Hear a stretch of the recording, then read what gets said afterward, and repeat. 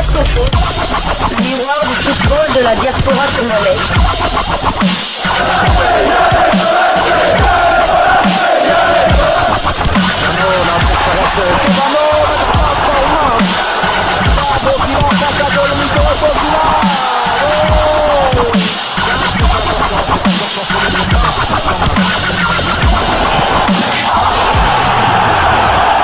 Diasco Foot, le miroir du football de la diaspora congolaise.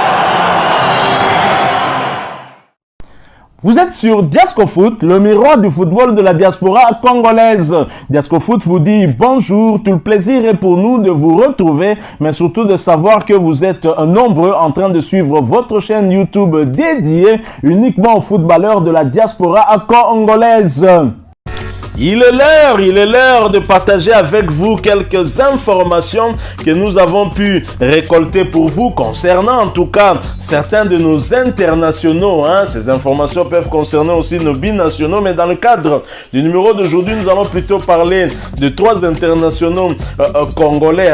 L'actualité est quand même abondante avec la Champions League européenne qui s'est jouée hier mardi et qui va se poursuivre d'ailleurs ce mercredi. Et nous allons donc revenir sur cette deuxième défaite de l'Olympique de Marseille de Cédric Bakambu et de Chancel Mbemba, et cela dans le cadre de cette chaîne YouTube Diasco Foot, parce que nous sommes le miroir du football de la diaspora congolaise. Nous débutons donc ce numéro par la France et Marseille, où il y a eu une deuxième défaite d'affilée en Ligue des Champions pour Marseille, qui s'est incliné 0-1 face aux Allemands de l'Eintracht Francfort au stade Vélodrome. L'Olympique de Marseille se retrouve en très mauvaise posture et surtout est seul dernier au classement. Des statistiques terribles de l'OM qui n'y arrive décidément pas en Champions League. L'Olympique de Marseille a vécu une nouvelle désillusion sur sa pelouse hier soir. 6 jours après une défaite ô combien frustrante contre Tottenham 2-0, l'Olympique de Marseille a concédé son 16e revers sur les 17 dernières rencontres disputées par le club français en Ligue des Champions. Cette défaite supplémentaire vient gonfler des statistiques très peu flatteuses.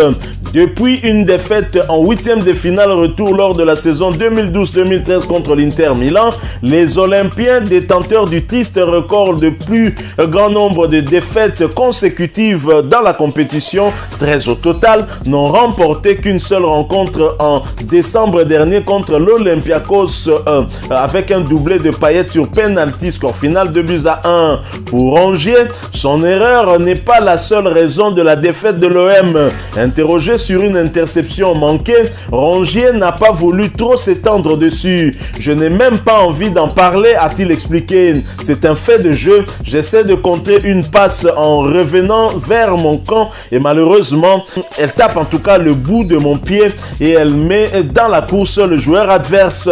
On ne peut pas remettre en cause le match sur ce seul fait de jeu. On a eu des opportunités pour égaliser et ce qu'on a fait était insuffisant. Toujours Rongier, on avait un plan de jeu qui n'a pas fonctionné. Rongier l'a déclaré en tout cas sur RMC Sport 1. On était coupé en deux. On avait un plan de jeu qui n'a pas fonctionné. Notre erreur, c'est de ne pas avoir su nous adapter. Et bien sûr, j'essaie de contrer une passe en revenant dans mon camp. Elle tape le bout de mon pied et va dans la course du joueur. Sur la série de défaites en Ligue des Champions, on n'y pense pas et heureusement pour nous, car sinon on commencerait des matchs la peur au ventre. Quant à Klaus, il lui déclare: je suis déçu et énervé. Jonathan Klaus déclare ceci: je n'ai pas d'explication, je suis déçu, énervé, je suis beaucoup de choses, mais je n'ai pas d'explication pour l'instant. On a manqué d'énergie, de justesse, de beaucoup trop de choses pour un match de Ligue des Champions. Donc voilà, je vais dire que c'est une défaite méritée, même si je ne sais pas si elle est totalement. On est tombé dans un trop gros faux rythme et on n'a pas réussi à mettre cette énergie et cet élan qui fait notre force depuis le début de la saison. C'est très difficile. C'était très difficile ce soir. forcément, on est des compétiteurs, donc cette défaite fait très mal. Quant à Verretou, il ne faut pas tout jeter. On a montré un beau visage, même si la première période était insuffisante. En deuxième période, on essaie de pousser, il manque ce dernier geste. Il ne faut pas tout jeter, il faut continuer à bosser car ce n'est pas suffisant. Ils nous ont mis en difficulté, on a été les chercher haut, mais ils trouvaient des espaces. Entre-temps, Niang tacle l'attitude de Gerson. Mamadou Niang, ancien attaquant de l'OM, désormais consultant pour RMC Sport, n'a pas apprécié le comportement de Gerson au moment d'être remplacé en fin de match face à Francfort.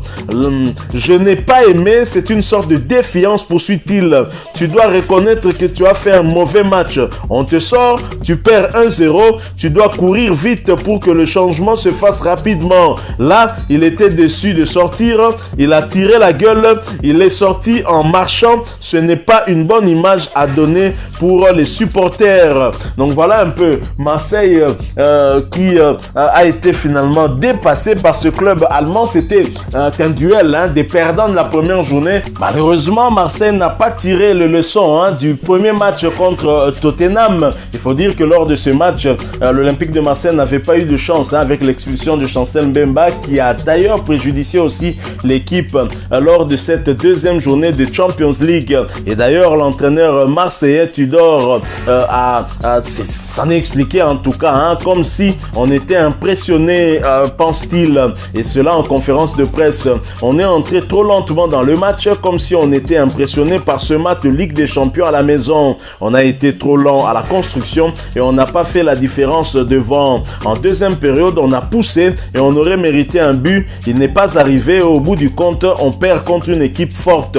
C'était le troisième match en 6 jours. Il y a une fatigue évidente et beaucoup de blessés. On finit avec un seul défenseur et des joueurs qui ratent des passes qu'ils ne ratent pas d'habitude.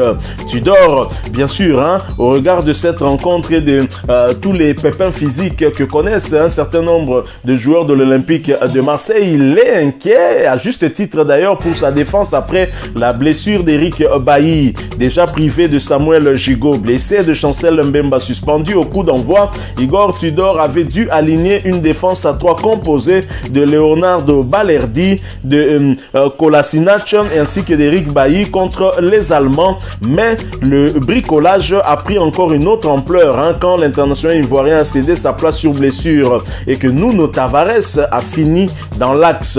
De quoi, au-delà du mauvais résultat du jour, inquiétait le technicien croate pour la suite.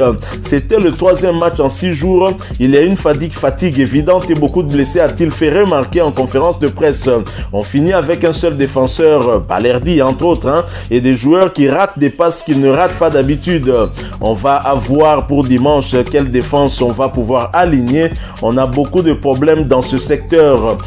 Finalement, il y a eu aussi des situations assez graves quand même lors de cette rencontre, l'énervement des supporters et la question de se poser que risque l'Olympique de Marseille après l'usage des fumigènes et des feux d'artifice au Vélodrome.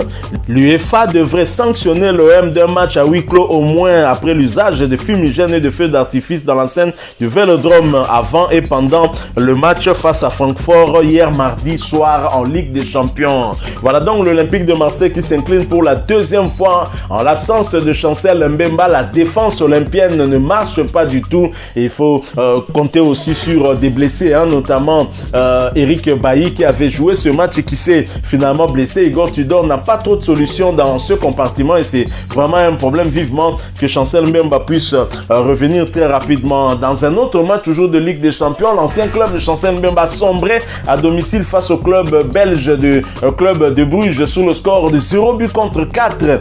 Il y a se poser des questions également sur cette défense de Porto sans Chancel Mbemba Mangoulou. Visiblement, le demi-dieu n'a jamais été apprécié peut-être à sa juste valeur, mais on se rend bien compte de son apport en son absence. Et même l'Olympique de Marseille ne tient pas en absence de Chancel Mbemba. Je crois qu'il y a des choses à rectifier, des choses à redire quant à ce... Alors nous allons quitter l'Olympique de Marseille, ce résultat négatif, pour parler d'un autre international congolais qui est déjà en Belgique. En parlant mercato et nous y allons après cette courte pause. Diasco Foot, le miroir du football de la diaspora congolaise. Dieu merci, Mbokani est arrivé en Belgique le lundi soir. Il a discuté d'une éventuelle arrivée au Fritiel mardi à Beveren et est attendu ce mercredi à Serein pour négocier un futur contrat. La présence de Lucien Donofrio, qui avait été à l'origine de sa venue au Standard, mais aussi à Antwerp, pourrait lourdement peser dans la balance, estime le quotidien liégeois, et reconnaît cependant qu'un terrain d'entente reste à trouver entre le joueur et le club cérésien qui dispose de moyens financiers peu importants. Dieu merci, Mbokani est libre depuis la résiliation de son contrat du côté de SC Koweït. Il a entretenu sa condition physique à Kinshasa en compagnie d'un coach privé. Dieu merci, Mbokani va donc discuter ce mercredi avec Serein, désireux à 36 ans d'encore jouer, de retrouver un port d'attache en Europe. L'attaquant congolais qui entretenait bien sûr sa condition physique à Kinshasa est bien arrivé en Belgique, en tout cas pour prendre langue avec deux clubs dont l'un évolue en deuxième division et l'autre en première division. Dieu merci, Mbokani qui a envie encore de jouer, au moins peut-être 4 ans encore, va certainement en tout cas terminer sa carrière du côté de la Belgique, un pays avec lequel il est un peu lié émotionnellement, on va dire, puisque sa carrière professionnelle a débuté par la Belgique. En attendant en tout cas des discussions avec Serein, nous en saurons un peu plus sur sa future destination. Ira-t-il à Beveren en seconde division ou va-t-il aller du côté de Serein en Jupiler Pro League? Wait and see, nous attendrons pour voir. En tous les cas, en tout cas, nous souhaitons à Dieu merci Mbokani de rebondir, puisqu'il se sent encore frais physiquement et sent qu'il peut encore apporter quelque chose dans ce sport. Bien sûr, c'est à nous aussi de l'accompagner et de le laisser en tout cas continuer à jouer jusqu'à ce que son corps peut-être ne réponde plus. Et on sait qu'il y a des exemples des joueurs qui ont pris de l'âge mais qui restent dans le haut niveau. Je prends l'exemple de Zlatan Ibrahimovic et également Cristiano Ronaldo qui est âgé de 36 ans aussi et qui n'a pas encore en tout cas arrêté de jouer. Donc Dieu merci, Mbokani sent qu'il peut continuer à jouer. Tant mieux, tant mieux en tout cas pour ces nombreux fanatiques qui sont disséminés un peu partout dans le monde, ici en République démocratique du Congo, en Belgique particulièrement aussi. Voilà, nous sommes arrivés à la fin de ce sujet. Si vous l'avez aimé, n'hésitez pas à nous laisser un maximum de j'aime. N'hésitez pas non plus à partager avec nous votre opinion. Si vous en avez une par rapport au sujet que nous venons de vous proposer, laissez-la nous à travers un commentaire. Abonnez-vous si vous êtes nouveau ou ancien que vous ne vous êtes pas encore abonné sur cette chaîne Diascofoot, parce que nous sommes le miroir du football de la diaspora congolaise. Et n'oubliez pas qu'en vous abonnant apparaîtra une petite cloche de notification. Cliquez dessus pour ne plus rien manquer des prochaines vidéos que nous allons vous proposer. Encore une fois, merci à vous, avec espoir de vous retrouver très bientôt avec un autre sujet d'actualité. En attendant, portez-vous bien et Diascofoot vous dit au revoir.